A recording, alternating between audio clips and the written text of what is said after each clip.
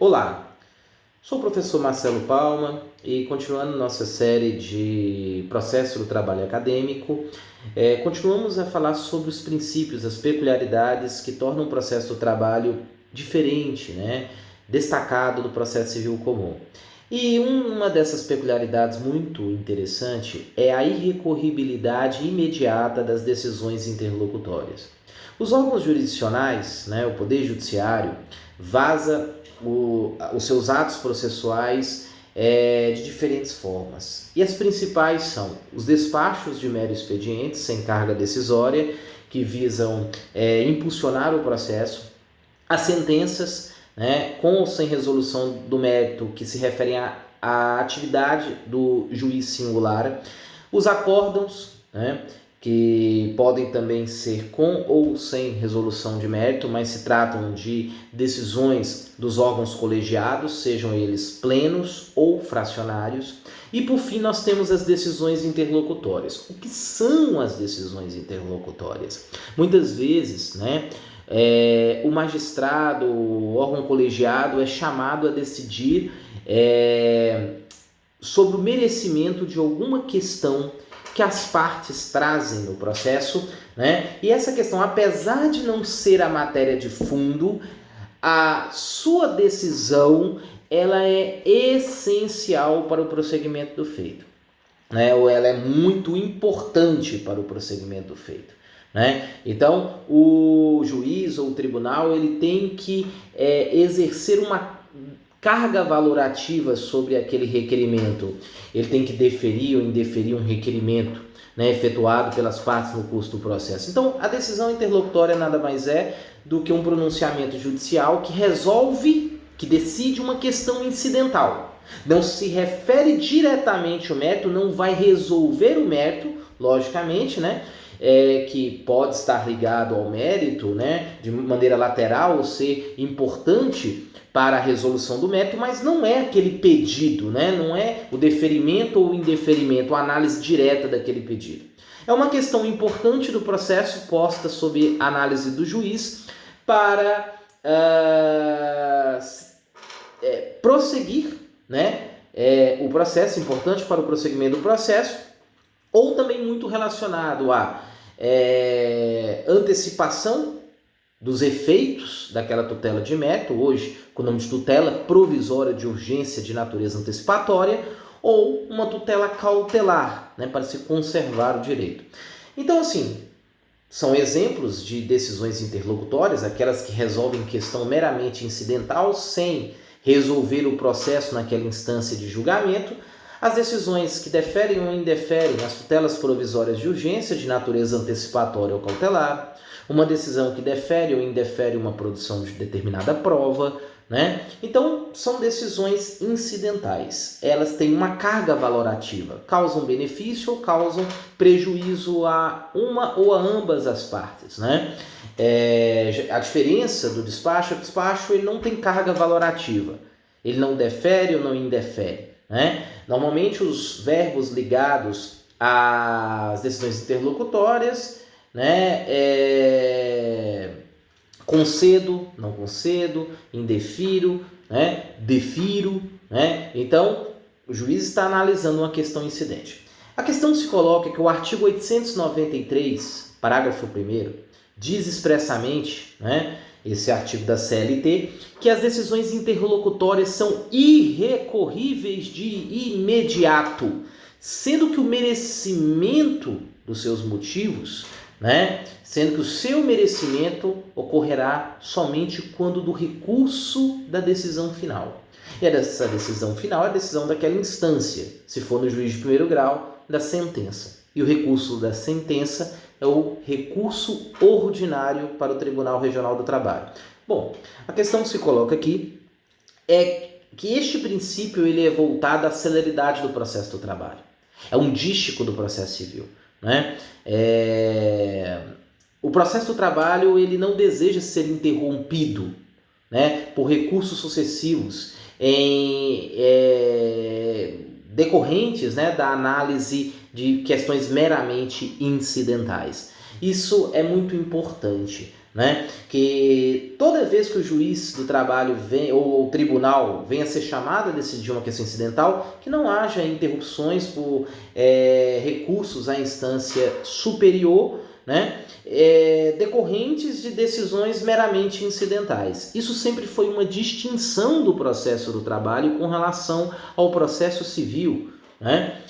Tanto que o CPC de 2015, inspirado, né, nessa lógica, trouxe o artigo 1015, que limitou, né, severamente, criando um rol temperado, né, um rol temperado ali de situações, né, em que seria possível recorrer de decisões interlocutórias, mas criando uma regra de sua irrecorribilidade.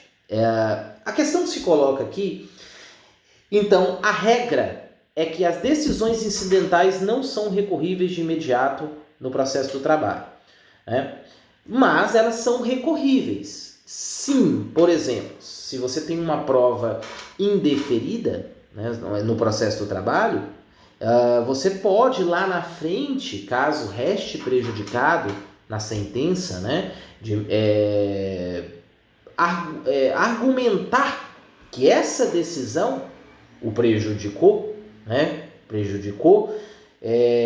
na sua defesa dos direitos, no seu direito de ação, de produção de prova, e argumentar isso no recurso da decisão final numa questão preliminar recursal.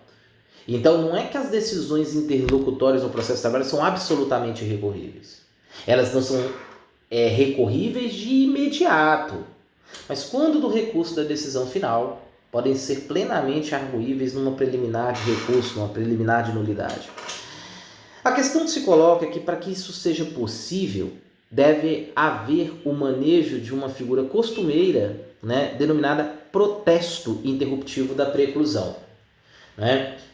Na primeira oportunidade em que a parte tem que se manifestar nos autos ou em audiência, né, ou seja, tão logo tome ciência do conteúdo da decisão interlocutória do magistrado trabalhista do tribunal, deve, né, manifestar a sua discordância daquela decisão interlocutória, evitando a preclusão, né, ou seja, a perda da oportunidade de se argumentar lá no recurso ordinário, né, e discutir o merecimento dessa decisão interlocutória, né. Essa figura do protesto, uma figura muito costumeira, ela não se trata de recurso, é apenas um método antipreclusivo. Muitos falam que é baseado, né, lá no artigo 795 da CLT, que diz que as nulidades no processo de trabalho devem ser arguidas na primeira oportunidade de se falar nos autos em audiência. E é muito importante deixar claro, não se fundamenta protestos, né? Basta que a parte diga ao juiz que deseja consignar os seus protestos logo após a decisão ser prolatada, né, interlocutória na audiência, né, ou se foi uma decisão escrita nos autos, por uma mera petição escrita apenas pedindo para consignar os protestos. O fundamento, né, da irresignação tem que ser manejado lá no recurso da decisão final em preliminar, que é o recurso ordinário, no caso de uma decisão tomada por um juiz de primeira instância.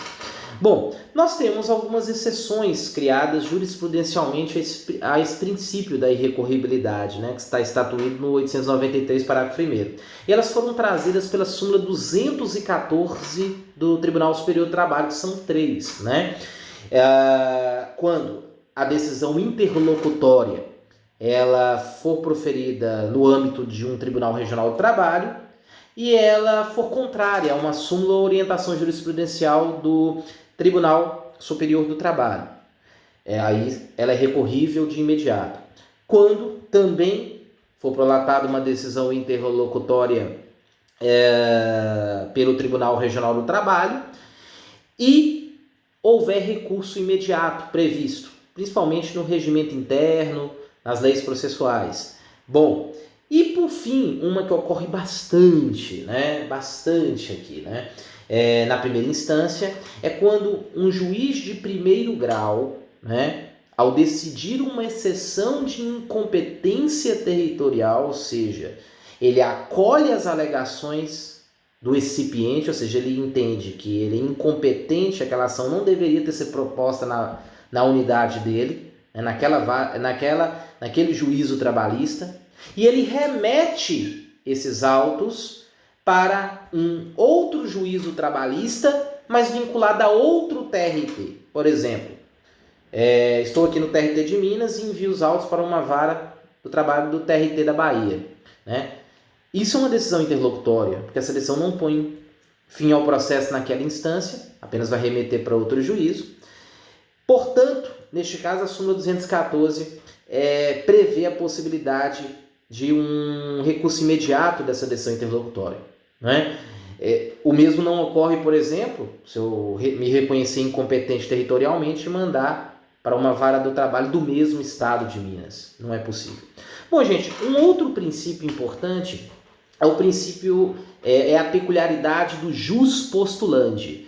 No processo de trabalho, por força do artigo 791 da Consolidação das Leis do Trabalho, empregados e empregadores podem acompanhar, né, e aí por extensão, né, trabalhadores, né, que não seletistas, né, com o aumento da nossa competência, né, e seus tomadores de serviço, podem acompanhar as reclamações trabalhistas até o final, independentemente de assistência de advogados, né? Ou seja, os profissionais bacharéis em direito inscritos na OAB. Bom, isso é uma previsão da consolidação, né? Não obstante, né, as críticas que se fazem, né, hoje ao jus postulandi na Justiça do Trabalho, que é amplo e irrestrito, né, pelo menos nas instâncias ordinárias, no primeiro e no segundo grau, né, não tem restrição de valor da causa, como há nos juizados especiais, não há restrição de rito, né, você pode ter uma causa de qualquer valor e pode ajuizar diretamente,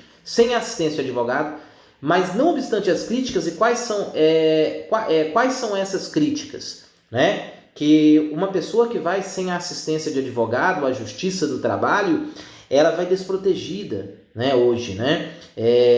O advogado, ele materialmente, né, neste caso, né, apesar de não formalmente, e vou explicar por quê, mas materialmente ele é essencial à administração da justiça, pois ele sabe administrar e instruir, ele vai te instruir quanto às melhores propostas ou não tão boas propostas de acordo da parte contrária, vai saber instruir, fazer as inquirições, elaborar seu petitório, a sua resposta, o seu recurso, né? A parte que comparece à Justiça do Trabalho, aí é uma posição pessoal como acadêmico e professor, ela vai desprotegida, né? Ela vai em desvantagem técnica, né? Com relação ao seu ex-adverso que está assistido de advogado. Fora que a instrução, né, muitas vezes ela é decidida por regras de ônus da prova, por verdade formal. Porque normalmente, à exceção daqueles que têm formação jurídica, mas o que se observa, essas pessoas elas não têm conhecimento de produção probatória, né? Mas, não obstante todas essas críticas ao jus postulandi, o Supremo declarou constitucional no julgamento da ação direta de inconstitucionalidade 1127, né, declarando constitucional, né, e formalmente, né, entendendo dispensada a presença de advogado na primeira e na segunda instância. Então, válida, portanto, a regra do artigo 791 do jus postulandi. A questão que se coloca aqui, com relação ao jus postulandi, é que o TST também tem uma súmula, o Tribunal Superior do Trabalho, a 425, que limita o jus postulandi às chamadas instâncias ordinárias, ou seja, de análise de fatos e provas, juiz de primeiro grau, né, e Tribunal Regional do Trabalho. A partir de recursos, se eventualmente aquele sucumbente, o que perde, né, na causa trabalhista, a partir do momento que ele quiser recorrer, apresentar um recurso para o Tribunal Superior do Trabalho, né, nos termos da súmula 425, ele deverá contratar advogado. Não é permitido o manejo do jus postulandi no âmbito do Tribunal Superior do Trabalho. E a súmula também prevê a impossibilidade desse manejo, né, para os mandados de segurança, as ações rescisórias, e lá cita, né, apesar de hoje as cautelares, né, serem incidentais, mas cita também a ação cautelar, né? Então cita-se recursos para o TST, ações cautelares, mandado de segurança e ação rescisória, que são recursos e ações muito técnicos, que escapam à simplicidade do juspostulante. Juspostulante que foi pensado numa época em que o processo de trabalho, década de 40, né, era um processo muito simples, né, era um processo mais... Hoje já é um processo muito mais complexo, que não se... não deveria haver uma limitação a esse juspostulante, até em razão da necessidade maior de conhecimentos técnicos específicos na área jurídica. Pois bem, gente, ficamos por aqui. Se você gostou do vídeo, compartilhe, siga as redes sociais, Instagram, @MarceloPalma03, YouTube, Professor Marcelo Palma. Até lá, até a próxima.